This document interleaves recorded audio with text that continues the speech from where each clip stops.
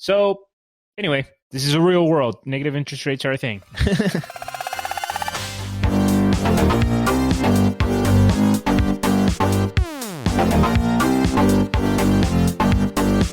What is up, everybody? It is the Crypto Basic Podcast, Flagship Friday, Crypto News of the Week. And I'm Brent Philbin. I'm here with Kareem Baruche. Hello. And Adam Levy. Yo. Also known as Ruthless in the circles that he runs. We're here to give you the news of the week. We were founded as a place for the community to learn about their favorite projects. So we're going to talk about some of our favorite projects. Speaking of favorites, we got a little bit of news that we teased at the end of the episode. It's always, you don't know for sure, like something could go wrong, something did go wrong, but we did have the interview with Andreas Antonopoulos, and it was apparently awesome. I don't know because I wasn't there. It was kind of, okay, so there was this last minute scramble. We're doing this at like 6 a.m. Adam's time, which is like, sometimes we're up at 6 a.m, but sometimes it's like tough. Only because we're still awake, not because we are waking up at 6 a.m, right? and I get up even earlier than I normally would for something like this because it's Antonopoulos, it's super exciting. And it turns out I am sick to the point where I can't do anything. And there's we got like 20 minutes before the show starts. And we always use my account to do the recordings on the thing that we use, which is Squadcast. So it was a super scramble last minute. Adam was on stalling Antonopoulos for 5 minutes. I was talking about Rogan. Actually, it sucks because this would have been a good question. I was like, hey, you're on Rogan. I watched your Rogan pods. He gave that money to Justin Wren. And we were chatting about it. And then at some point, I'm just like, where is everyone? Kareem came on. His speaker, his microphone stopped working for the first time ever.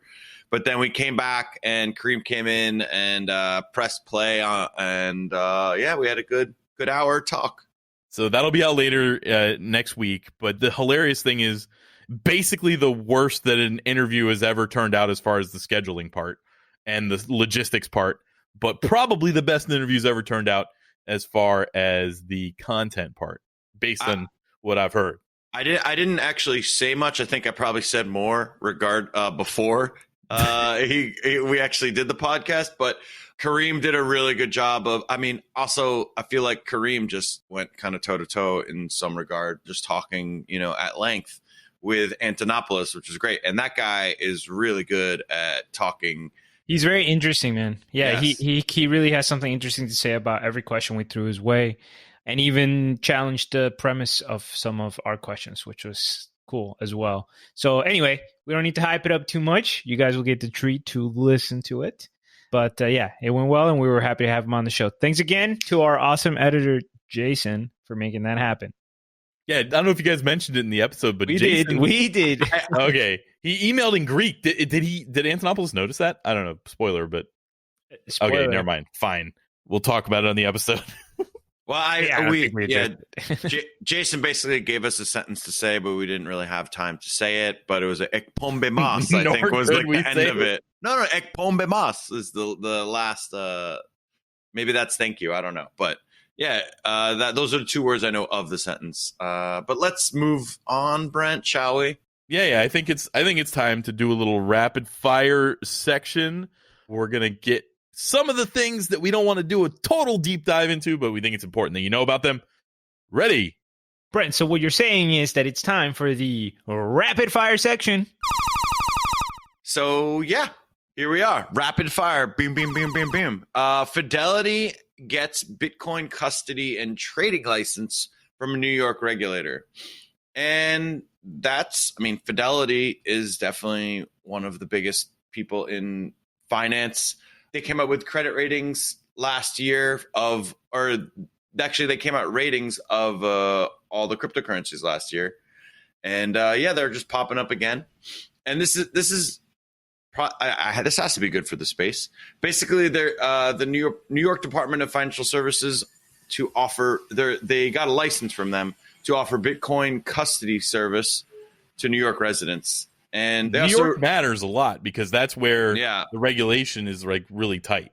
That's where a lot of the crypto companies won't do business with New York just on principle. Yeah, I know that. What was it? Bittrex had to leave New York because New York was like, Bittrex, you're slacking. With all those crazy names a while back. Yeah, New York is definitely the headquarters of finance in America, possibly the world. And yeah, there's definitely some stringent guidelines you have to go through in order to get licenses there. And also, they received a license to operate a trading platform so New York's institutional investors can securely purchase, sell, store, or transfer Bitcoin. This is good. Nice. Wait, quick question, Kareem. What is the price of Bitcoin today? Well, so while I was looking for stories, I know that it crashed. So 7,500. Oh What? my God, he got it! Wow. Hey, ding, ding, ding, ding, ding. Kareem gets the price correct. I didn't know Bitcoin. it this morning, to be fair, but yeah. Okay. But yeah, But unfortunately, for those of you that don't have to look for stories for a weekly thing, which is everybody listening, right? Apparently, whenever Bitcoin price drops, 90% of the stories are about why it dropped or why it's about to go to the moon after this. It's pretty hard to miss, unfortunately. I mean, I guess we're on it right now, but real quick, there was, and it's not mentioned in the show because I couldn't really find a legitimate source, but basically there was one report that said that Binance Shanghai was raided. And then like CZ tweeted that he had like offices and had HQ is something of the past, like SMS and MMS. So basically saying like, yeah, sure. Even if that was rated, we're like kind of a global entity. So we don't really have many people. This feels like something we should have looked into more. Even like we weren't rated, but if we were, it's no big deal. I like Adam casually dropping the breaking news. Well, he's like, "Hey, guys, report of a nuclear bomb this is here." Unsubstantiated, Crypto Basic listeners. No, the rumor. The problem was the one place that was reported, like that reported it, was a paywall website, and then Cointelegraph also reported it, like was talking about the paywall website, the block. So I just couldn't really. I wasn't gonna pay. I wasn't necessarily gonna sign up for this one source. If it happened, it should be in other sources. But yeah, so we'll keep an eye on that one. It's not necessarily ready. I didn't want to come out here and just say that before it's actually confirmed. But then you came out and said it before it was confirmed. I didn't say it was confirmed. I said allegedly. This is what was allegedly. All right. So we now have officially. So someone thought that maybe that was why Bitcoin was in a frenzy. The rapid fire section includes, what are those called? Not blanks, but like, the ones that are like not real bullets. They're called blanks. Blanks. Yeah. Shooting blanks. All right. Blanks in the rapid fire, which may or may not be real stories. All right. So NEO launched a blockchain course at St. Petersburg State University. Did not know that there was a St. Petersburg State. This is news to me. Also, this is pretty cool, to be honest. This is Russia, not sorry, yeah. Not like the Tampa Bay area, right? I forgot. You two are from Florida. Yeah. Yeah. St. Petersburg State in Russia. And they are that St. Pete is named after the one in Florida. Just a little. Of course, yes. Oh, yes, of course. Because it was formed after the Soviet Union collapsed and all that. Yeah. But the course aims to provide insights into distributed ledger, technology and NEO technology, and it helps students kind of develop skills to build on NEO, with NEO, and I think this is just I like seeing stuff like this. I think it's just good for the space. Now you can just go to Russia, take a class on NEO, and let's do it. Teaches everything about blockchain as well. So pretty cool. And St. Petersburg State University was definitely not after St. Petersburg because it says it was established in 1724. Oh, jeez. Okay. Thought we were right on that one. Yes. Yeah. So that's pretty cool. The next thing is very relevant to our listeners. I'd say Poloniex was actually one of the first ones that I knew about a few years ago. They are closing U.S. accounts December 16th. Yeah, this one's important. Do you guys know what December 16th is, everyone? It's my half birthday. Yes, we should all get super pumped. Wow. The hell is a half birthday? I don't know. I just I just started when I was in like elementary school. I was like, oh, it's my half birthday. And Now, I just, Brent, wow. my knowledge of the English language allows me to deduce that this is a celebration of the half point between the date of your birth and the final cyclical loop around the sun. Therefore, your birthday plus 6 months. Exactly. Wow. Yeah. I thought for sure this was going to be something related to how like the holidays. It might have been something to do with Hanukkah. Nope.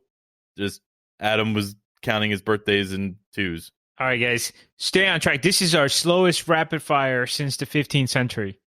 So this is very important. You must withdraw your crypto before December 16th. This isn't like Binance where it's like, hey, it's still on there. Even though you didn't really get it off, you can still transfer it to Binance USA or whatever if you want. No, this is like you will not have direct access to your account after that date. Brutal. So yeah, just give it a double check. Even if maybe you thought you transferred all the money, all your crypto off of Poloniex, just make sure. And yeah, I think that's just definitely a PSA. Be on the lookout. Don't let your Dogecoin just get stuck in Poloniex forever or something. Public service announcement. I like that. Yeah, and Coinbase is going to offer. This is actually pretty sick. That's literally what it says in the the outline, and I agree. So they're going to be offering insured IRAs, and this means that you can actually make an IRA with Coinbase and make it in crypto, and each account will come with up to $200 million in insurance from Lloyd's of London, which is apparently the biggest insurance company in the world. Yeah, dude, Lloyd's will insure anything. Like literally, you will say to them, I'm a poker dealer. I need to insure my hands. And they will do it. Like they will come up with a price on everything. It's almost like they're a sports book or something. Like they just are like, yep, here's the risk, here's the reward. You pay us this much, we'll insure you for this much money. Yeah, when you say anything, you don't necessarily mean that in like, oh, they'll do anything. You mean like it's like if you come to them with a reason why this is worth finance, why this should be insured, they will most likely figure out like a decent price for it or a worth of it. If you look up some of the weird stuff that Lloyd's of London insures, you'll be in for a treat. I'm 90% certain there are penises insured by Lloyd's of London. I remember a story about JLo insuring her butt. I wouldn't be surprised. Yes, that was probably with them. Yes. Yeah. Yeah. I mean, that's probably her butt. I mean, is probably made. I mean, actually, now it starts getting weird where it's like, well, you're insuring your money. So you're saying that your butt has literally made you money. Yeah, or is worth something. Are you arguing that her butt did not make her money? Is now it's her. It's like her, the person is literally that is asking for it to be insured is basically saying, yeah, I made money off the butt. Did she insure her voice? Ew, I don't think so. I don't know. Danny from the block. Got him. Boom. All right. Anyway. But no, this is you can literally invest either pre-tax or post-tax. Like you can do a Roth IRA, regular IRA with Coinbase, and then expose yourself to some crypto in the process, which is reasonably interesting. And you can roll over your IRA funds from what you currently have. If you have a self-directed, you could turn it into fiat and send it over to Coinbase and then buy crypto. I don't know. That's a great idea with your retirement funds to invest in something that's so volatile, but you can. I mean, I think this is like the secondary retirement fund for, if you want something that's like, oh, this could be worth nothing or this could, but like, it's still going to be more, I would think it's still less volatile than just holding it on an exchange or just, I wonder if you'll be able to do a SEP IRA account with them, which is interesting because IRAs have a cap on what you can put in them. But if you're self-employed, there's a much larger cap. Yeah, and at the end of the day, like this is really about creating vehicles for us to invest in cryptocurrency with tax incentives. So that's good. Yeah. Yep. So the last thing is the former CFO of PayPal has had his bank account shut down without explanation. His name is Roelof Botha. If you can somehow tell me Roelof Yeah, but like there's Rolf, which ROLF, that is it's like a Scandinavian Well, so name. it's not the but I don't know. classical spelling, but it is. Sure. I think it's pronounced the same way. All right, Rolf.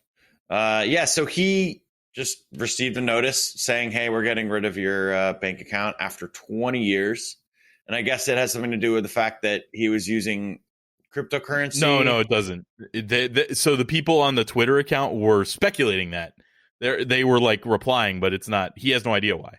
They didn't tell him. The same thing that happened with anybody who gets their account banned on PayPal. PayPal doesn't tell you shit. Yeah, but it looks like Justin Sun was also in hot water regarding that as well. Yeah. I am not allowed to use PayPal, so I'm certain that there's some overlap with crypto. I legitimately think that that's the reason that I was banned from PayPal. So Are you not in the subreddit Tron Moon Boys like I am? Did you not know about that? No, I am not in Tron Moon Boy subreddit. That's why you're here, Adam, to represent the rest of the community.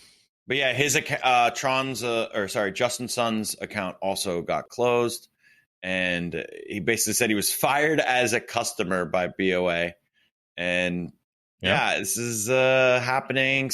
Not really exactly sure why all of a sudden Bank of America is deciding to just start kind of crack down on cryptocurrency users or buyers, but the end result is their prerogative. They want to not let you bank with them. They're allowed to because they're a private company. That's why you should try not to bank with private companies in the future. Unfortunately, we don't have any option right now. Wait, Bank of America is a private company? They're not traded on the. Well, okay, sorry. They're publicly owned, but they're still a private institution. Like they're not government owned, is what I mean by that. Oh, okay, cool. All right. Well, that was the least rapid fire we've ever had. The slowest turtle moving rapid fire. But yeah, it was a bow and arrow rapid fire. It's still a wonderful rapid fire. All right. So before we move on to the main meat stories of today's episode, we're going to talk quickly about wildfoods.co. Wildfoods.co, still a sponsor of the podcast, and they have some awesome products on their website. And I just decided, ad lib right now, I'm going to tell you, rather than use Crypto Basic 12, which would be nice if you did, to give us credit anytime other than Black Friday. On Black Friday, if you use the code Black Friday 2019, you get 25% off. So that's more than double the discount that we would normally get. Sick. So that'll happen on like the Black Friday and that Saturday. So you get 25% off all those mushrooms, coffees, teas, all that stuff, even the fish oil. So I just learned about the fish oil. They actually own, or the supplier of that fish oil owns the boats that does the sourcing of the fish oil, and is one of the only sustainably raised fish oils in the United States, because nobody controls the boats. Also, the boats are going to fish the maximum rather than the amount that they can do. So they're certified by Friends of the Sea, and they allow the company to source that fish oil without reducing the population. They do it like exactly sustainably. So anyway, pretty cool. Super interesting. So that's it. Use Black Friday 2019 if it's actually Black Friday. Otherwise, use Crypto Basic 12. All right. Hey, Brent. Now let's get to the meat of today's episodes. Or sorry, the main course of today's episodes. What would you like to talk to us about, regarding Ripple? So there was a reminder posted on Reddit that I thought was important to kind of remind the community. We would have put in the rapid fire, but I wanted to go a little bit deeper into this. That Jed McCaleb, the original founder of XRP, who then founded Stellar, is increasing the amount of Ripple that he's allowed to sell this year. So he's been in the past allowed to sell $20,000 or 20,000 Ripple per week, which works out to, what is 20? Let's I didn't do the math here, so I'm going to do. They did the math. What is that? Oops. Ladies and gentlemen, we're now calculating. We're hearing Brent type in numbers, do math on the air. This is riveting stuff. I mean, Jason was just going to edit this whole thing until he's got the right answer. Yeah. One little. What's the question? 750 divided by what? I got it. Okay, so in the past, he's been allowed to sell $20,000 worth of XRP per week. And starting this year, coming up, he's going to be allowed to sell 750 million XRP over the course of the year, but he could literally sell it on January 1st, if I understand it correctly. So I want to give a little bit of a background on how this works and why it happened.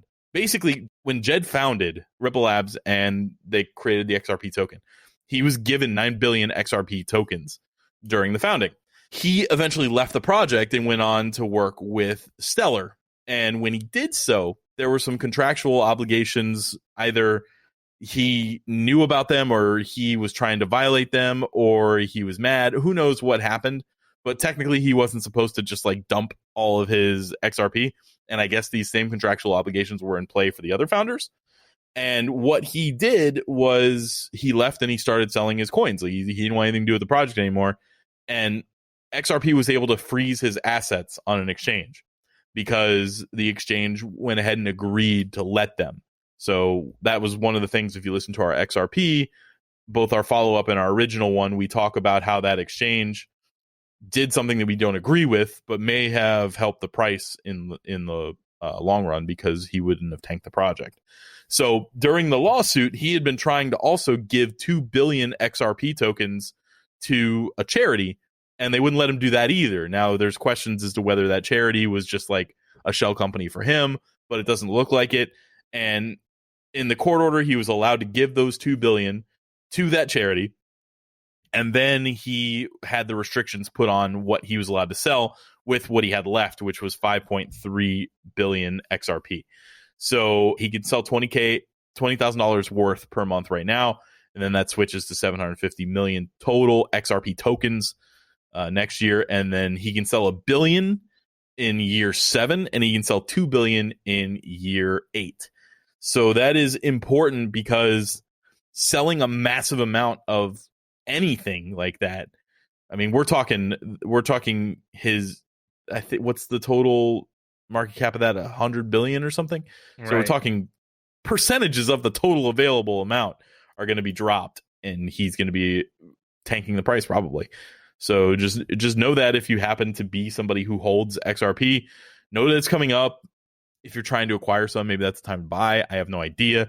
Not like I would ever consider grabbing some, but it's an important thing to look at in the space. I mean, the liquidation of the Mt. Gox wallets, I think, was a smaller percentage of the overall supply of Bitcoin when Bitcoin was at like 20,000, and it was credited with starting that downward spiral. So, yeah, something with less liquidity. What do you think would happen? I don't know what the ratio is, but what do you think would happen if there was sudden movement in one of the Satoshi wallets? I mean, Craig would be things. I don't know, like no, I have no idea how the community would freak out about that, because especially for those people that think that it's likely that it was, Kleinman or somebody else who's passed away. So yeah, that would be a super. The space would go completely in. They just transferred one sat, just one. Literally, one Satoshi is all it would take to make people go ballistic. Yeah, well, of course, because that implies that there's agency there. That's all we need to know. Yeah, one Satoshi to Craig Wright. All he would have to do is move one Satoshi to prove all these stupid lawsuits. And then in the transaction signature or something, write like, I am not Craig Wright. And just I don't care. I'm nobody, but I'm definitely not Craig Wright. That would be great. All right. So that's it. Yeah, that's the end of that story. I just wanted to bring that to the community's attention. Like we said, it was a slow week. Everybody was talking about the price, so my next story is even more slow. So in the meantime, Kareem, let's talk about Trump.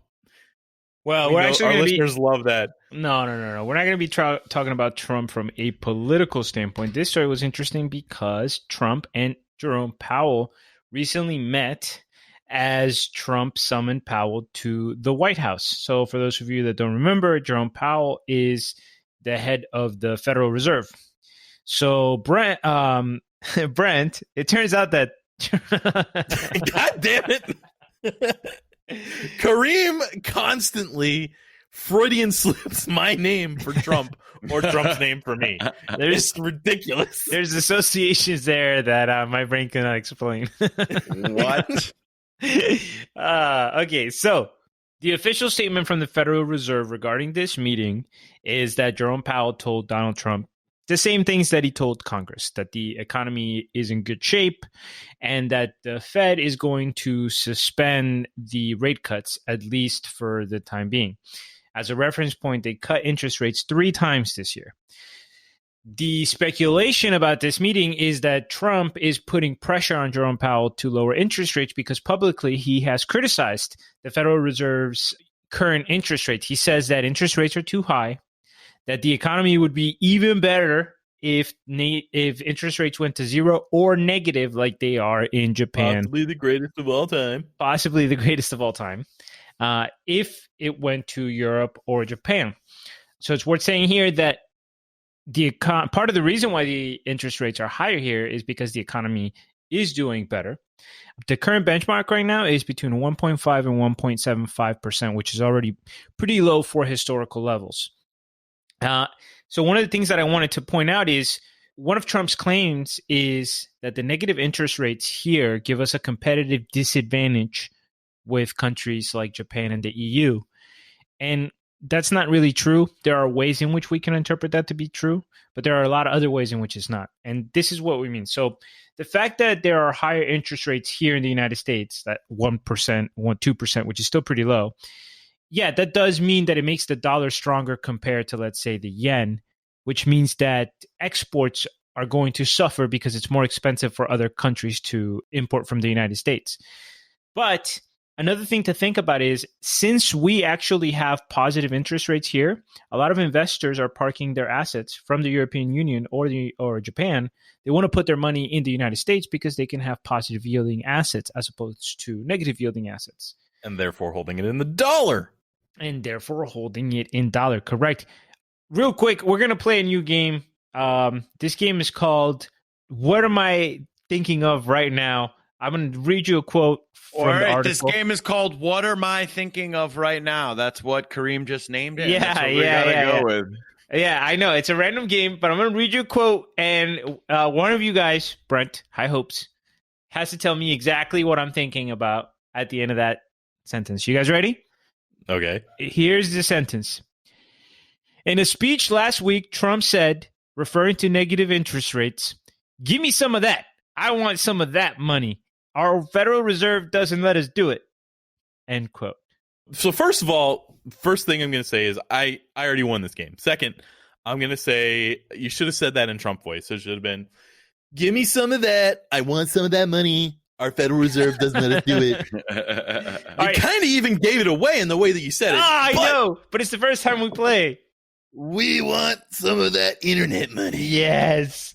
South Park episode. Great South Park episode.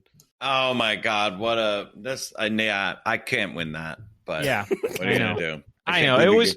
I couldn't openly say that the game was just for Brent. That felt kind of rude. So I was just like, "Yay!" But all right, that is correct, Brent. That one was for you. It totally reminded me of that episode of South Park. Hey, Kareem, what am I thinking right now? You suck! I love my jacket.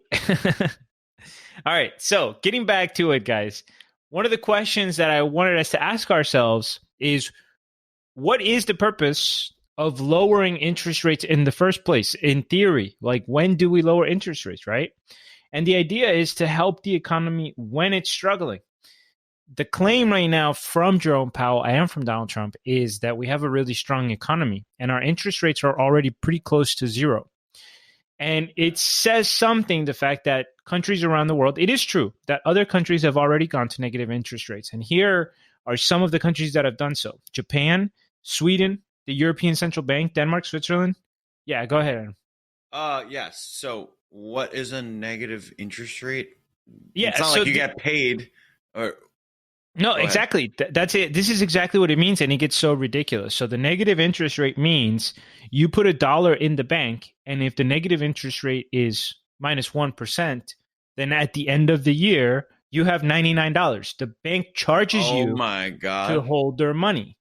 Now, why did we even get to negative interest rates in the first place? Because it used to be considered absurd, because really a free market's never going to really give you that. Doesn't make sense to give somebody money for them to give you less money back, especially when money is worth more today than it is in the future. So when we charge interest, that's what makes sense. I'll give you money, you give me more money back, right? So after the financial crisis, the European Union in 2014 had to go negative, trying to stimulate economic growth. The idea is if we're charging for savings, then people will spend and invest more. So it's essentially a way to force people to spend and invest. But in a lot of ways, it hasn't necessarily worked out because people are still buying that negative yielding bond, which means, think about this. Countries like Sweden are issuing government bonds with negative interest rates, and investors are still buying them. Currently, we have $16 trillion in the world of negative yielding assets. So what does that mean? That means that there's $16 trillion worth of investment money that people were so afraid to invest in the traditional world that they were willing to lose money just to put that money somewhere safe. Does that make sense? So, and now, of course, what Trump is trying to get to happen here is for that to go even lower. Why does he want that? Well, it benefits him personally because as interest rates go lower, money becomes cheaper, there's more spending, there's more money printing, essentially there's more borrowing, and you have an artificial inflation of the economy. But as we've talked about before in the show, and as people on both sides agree, like this isn't sustainable growth. And I don't think that these are good measures of economic activity. So the kind of coming back to it here is this is like a pressure valve that Bitcoin can help relieve, because if this becomes international policy, if it really becomes like central banks around the world are just doing negative yielding interest rates and literally having money in your savings account cost you money, then you're better off with a deflationary asset like Bitcoin to preserve your wealth. That's crazy. Yep. How much does the Bitcoin network charge you to hold your money in your wallet, Kareem? I believe to hold it, the price is $0, Brent. Oh, okay. There we go.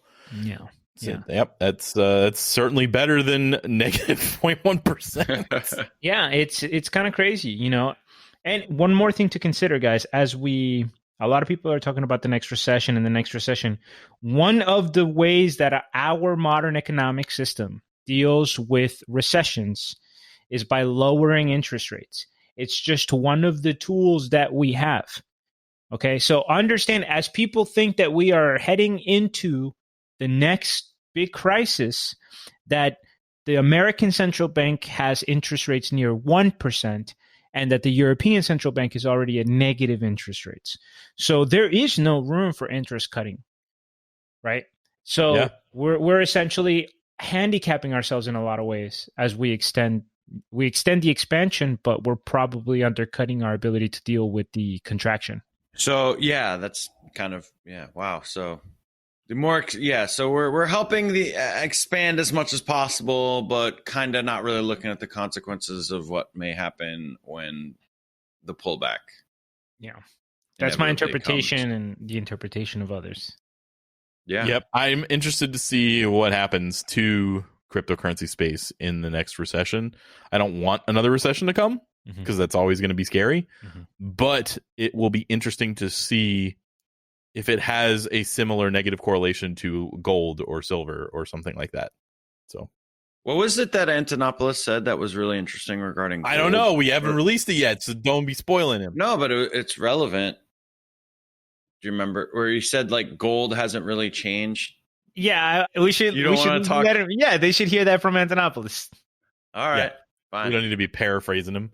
Fair enough. The next of the 5-course dinner is I'm really going far with this main. Yeah, it's not really working, but hey, what are you going to do? So, Brent, let's talk about the top 10 coins from yesteryear to the present.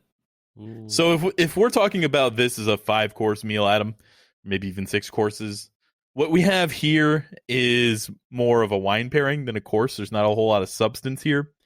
And it's probably not something you should be ingesting because it makes you feel differently. Where are you guys going with these analogies? Anyway, I just thought it would be interesting to look at the top 10 cryptocurrency assets from the day we started the podcast until now. Yeah, I like this. So the day we started the podcast, the top 10 were Bitcoin, Ripple, Ethereum, Bitcoin Cash, Cardano, NEM, Litecoin, Tron, Stellar, and IOTA. Those were the top 10 when we started. Today, we are looking at Bitcoin, Ethereum, Ripple, Tether, Bitcoin Cash, Litecoin, EOS, Binance Coin, Bitcoin SV, and XLM. So I thought some interesting things about this so far is, number one, XRP was the number 2 coin when we started the podcast, but that was a very brief blip in the total time that XRP was ever number 2. Now Ethereum is number 2 by a pretty significant margin. Tether being number 4 is super concerning for 2 reasons. One, it was 37th overall the day we started the podcast. And probably like 7 episodes into the podcast was when we released a story about how awful Tether was. So it's grown from $1.4 billion market cap to $4 billion market cap. And now it's, because the entire market cap of the space has shrunk, it's up there as the 4th overall crypto asset. The dollar, the shitty dollar. It's worse than a dollar. Yeah. Anyway, so that was interesting. Cardano fell out of the top 10, which is a sad face. There used to be kind of fun things back and forth between Charlie Lee and Charles Hoskinson when Litecoin and Cardano used to flip-flop places every now and then. Adam, Tron has fallen out of the top 10. That's it's kind of brutal. I think that you need to talk to your boy Justin Sun and figure out what we need to do to make announcements to get that to go up. Give his Bank of America account back first, and then we'll be fine. EOS didn't exist. They were still in their phase of whatever that was, their ICO phase for that long period. And Binance was brand new at the time, so they were all the way down at 31s. Now they're up there in the top 8. And NEM has completely fallen off, and I don't know why. I wasn't paying attention to what happened with them. When we talk about Cardano's not in the top 10 anymore, I think it's 11. So well, didn't they have I think there was some sort of breach on a Japanese exchange they lost a lot of NEM. Yeah, but that was the exchange's fault. That wasn't the coin's fault. I don't know. I have no idea what happened to drive them down. I literally know nothing about NEM. Maybe that's why. Maybe I know nothing about NEM and nobody else knows anything about NEM, and that's why it fell. The Japanese exchange claimed that they stole over 500 million tokens of NEM for what it's worth. But they covered it, so it wasn't like I don't know. It was from a year and a half ago, but yeah. So it's funny because that was the coin that I was like, maybe I'll look into it or whatever, and then it'd just be like, hey, it was like the New World Order, and you're like, what? I didn't really understand what they were trying to do with it. And I just was kind of turned off by saying, hey, we're the New World Order coin, essentially. So it literally said New World on their website or something. I was like, I don't know what this is. Bye. So speaking of New World Order, Adam, unless Kareem has something to say. Yeah. I had just a little bit of commentary on this top 10 list, but one is that I feel like the dominance of Bitcoin here is so much more prevalent even than it seems, because if you look at this list, I mean, number 1 is Bitcoin, 2 Ethereum, and 3 XRP. Okay, those are real blockchains. Tether, honestly, I don't even consider real because their value is fake, essentially, by them pretending that they're worth $1 and they can print whatever. At least the other currencies are being traded on the market. So that's not a market cap I take seriously. The next is Bitcoin Cash, which is just a Bitcoin fork. The next is Litecoin, which is a Bitcoin fork. Then you have EOS, Binance, and then number 9 is another Bitcoin fork, Satoshi Vision, right? So these are all trees emerging from the Bitcoin blockchain that have managed to preserve value, and it'll be interesting to see how these develop over time. But it's like, you know what I'm saying? It's so much of the value on here is coming from Bitcoin. And I do think that I actually just checked NEM's website and they completely have rebranded. You can't even see anything that was hinting, a new world. But I remember seeing the top 10 coins, the one phrase you think about them, and when it pointed at Nem, it was like 3 swirly colors instead of anything subjective. Like with Ripple, it was like banks. Yeah. And I was like, that's exactly how I think about Nem. Anyway, yeah, Kareem's correct. The number of Bitcoin forks is insane, and in theory, even XRP was originally a pseudo fork of Bitcoin. Like they paid Bitcoin holders XRP tokens, I think. So even though it's not like the same protocol, there was some sort of like pseudo airdrop ish thing that happened there. I don't really know. Anyway, that's what. Not a lot of substance there. I just thought it was kind of cool to look back on it, and then we'll probably do that again in another couple of years. Yep. So speaking of New World Order, Adam, that you were talking about before. Why don't you tell us about China setting up a national committee for blockchain standards? Yes, well, you just kind of told us about it. Yeah, so China is actually launching a standards committee for blockchain technology in a bid to drive high-tech innovation, in quotes, in the area. And the committee has been set up and will be run by the Standardization Administration of China. It's a wordy organization. Also known as the SAC. The SAC. Yeah. And they're going to help high-tech innovation, promote high levels of openness, and lead high-quality development. These are all in quotes. Establish and improve the standard system of relevant fields and formulate forward-looking, high-quality standards that are leading, systematic, and rigorous.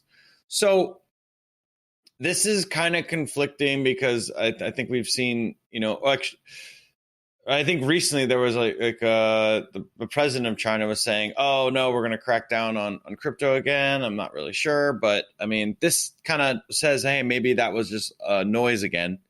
And they're now developing, there's actually China, one of the biggest countries in the world, is starting a committee to drive technology within blockchain in the space for China. So this seems, good for the crypto space. What do you guys think? So when I hear this, what I hear is this is how China is going to ensure that blockchain is developed in such a way that it benefits the state the maximum amount. Maybe I'm jaded, I don't know, but I'm about as low as I can be on China right now based on what's happening in Hong Kong. And, the rest of not just Hong Kong, based what's happening on multiple fronts. Yeah, but Hong Kong has kind of been the one thing that pushed me over the edge to be a little bit more anti-China than I was before. Protests work. Also, they haven't necessarily worked. I'm really concerned about what's going to happen to them when this all finishes and plays out, because this is getting bad, and I don't see it working out well for the protesters. I hope they get what they want and they can settle down, but I don't see it. But yeah, that's all I'm thinking is, how can we make blockchain hurt our citizens' rights while empowering the state is what I see this thing as. I don't know. I could be wrong on my interpretation. I haven't looked too much into it, but that's my thought. There's a lot of evidence that all of the Chinese government's efforts are also centered around maintaining control. So sure, it's I don't think that it would be real easy to develop a blockchain that eliminates your privacy on what you're spending, to where you could throw people in jail for buying porn or something like that. Yeah. And what's funny is that the article does mention that cryptocurrencies were recently branded as illegal Ponzi schemes and financial fraud by a television program on the Chinese state-run channel. So there seems to be a lot of, maybe there's some smoke and mirrors, hey, don't buy these coins right now. But then behind the scenes, we're going to be developing a SAC, to figure out moving forward. I feel like this is if we think about our perception, we don't know all the facts, I'm sure, but our perception of their policy on internet, for example, right? I think it's pretty clear that China is anti-Western use of internet. They regulate, they censor the internet, they suppress, things like pornography or adult services or political dissent or anything like that, right? But that doesn't mean that they're completely anti-internet. That doesn't mean that they're not going to have internet-based businesses, and that there's still going to be some type of social media where they can still manipulate narratives and keep track of activity and whatever. Like, it's still the 21st century. So this seems like they're going to go in a similar direction, right? Like, they're going to present state options that are accepted while, doing everything they can to prevent their citizens from using alternatives that they're going to brand illegal, immoral, incorrect, whatever. Right. Yeah. And both of these things can be true at the same time. They can think that blockchain is good and for the future. Sure. And say there's 102 cryptos that were scams and air. Mm-hmm. There's way more than 102 that were scams and air. Like, I think damn near 95% of the space, is, if not more, is scams and air at this point. It's very true. So wrapping up the main course, what do you want to talk about for dessert, Brent? Jesus. In our Crypto Around the World segment. Attention please. This is the final call.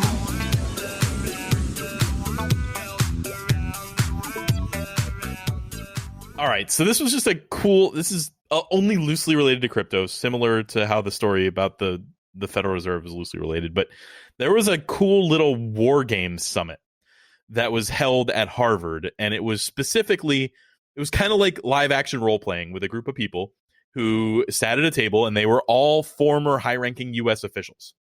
And they each had different roles to play in a situation room where the game centered around North Korea had just completed a missile test. It's taking place in 2021, and the missile test had just occurred, and it was serious. Like, they are now a nuclear power. And as they were trying to figure out what happened, they basically, in the war game, explained that they were able to buy and circumvent all of the sanctions because they were using the digital yuan from China that they are kind of currently creating. So they talk about how their ability to weaponize the US dollar is diminishing because of the competing digital currencies, and how they should have been on board with that before it happened so that they could continue to weaponize the US dollar, which is interesting. I don't think anybody wants anybody weaponizing currency. But of course the US wants to, because currently they can.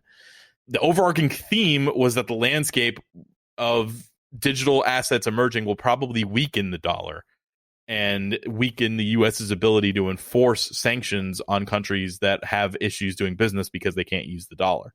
And it all centered around SWIFT. So an interesting thing about the attack, or not the attack, but the way they made the Chinese yuan more accepted, was they attacked the SWIFT network. The North Korean hackers in this world of the role-playing game, they attacked the SWIFT network and stole $3 billion from SWIFT, specifically to reduce the effectiveness and reduce the comfort. Confidence? Confidence, yes, that is the word that I could not find. To reduce the confidence in the SWIFT network so that more people would start using the digital yuan, and that's what happened.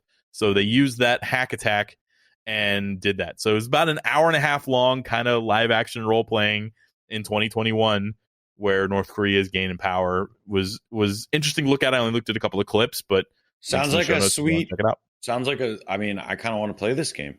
Sounds fun. We should do it. All three of us. Let's get it together. We'll have the crypto war games. Craig Wright transfers 1 Satoshi. What happened? World goes into hysteria. Yeah. Well, this last one I have on here, guys, is really quick, but it goes with our earlier story about interest rates. One of the German banks, because when we talk about negative interest rates in Europe and stuff, really a lot of times we're talking about like with big institutions or big banks or big depositors. But now it's starting to extend to just individuals' savings accounts. According to multiple press outlets, including the Süddeutsche Zeitung. I can't say German. But anyway, the VRF Bank in northern Bavaria is now charging 0.5%, 0.5 negative interest rate on small deposits, anything over a single euro. Before it was only above anything over $100,000. And they're basically saying that, like, since the rates have gotten even more negative at the central bank, then it costs them more to hold the money. So they're passing those rates cuts down to the consumer.